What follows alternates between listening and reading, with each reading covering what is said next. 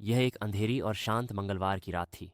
बादलों ने आकाश को ढक लिया था और तेज़ हवाएं पेड़ों को हिला रही थीं। अब्दुल्लाहद और हा फातिमा अपने कमरे में बैठकर स्कूल का होमवर्क कर रहे थे। बाकी परिवार नहीं थे, वे अपने घर गए थे, इसलिए वे अकेले थे। क्या तुम्हें कुछ अजीब नहीं लग रहा? हाँ, फातिमा ने धीमी आवाज़ में पूछा। यह सिर्फ हवा चल रही है। क्या तुम डर रहे हो? अब्दुल्लाहद ने मुस्कुराते हुए कहा। उसी समय पीछे के कमरे से एक अजीब खड़खड़ाहट की आवाज़ आई। दोनों चौंक गए। अब्दुल्लाहद ने टॉर्च उठाई और धीरे से दरवाज़ा खोला। बाहर का माहौल और भी रहस्यमय लग रहा था। वे दोनों धीरे धीरे पीछे के कमरे की ओर बढ़े। वे गए। दरवाज़ा आधा खुला था। जैसे ही वे अंदर गए, ठंडी हवा की एक लहर उनके शरीर से टकराई।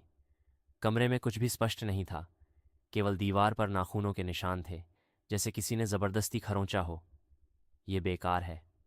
ये ये क्या है? हाँ, फातिमा ने कांपते हुए पूछा।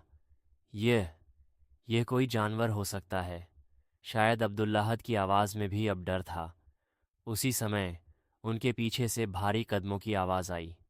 दोनों मुड़े, लेकिन वहाँ कोई नहीं था। अचानक बिजली चली गई।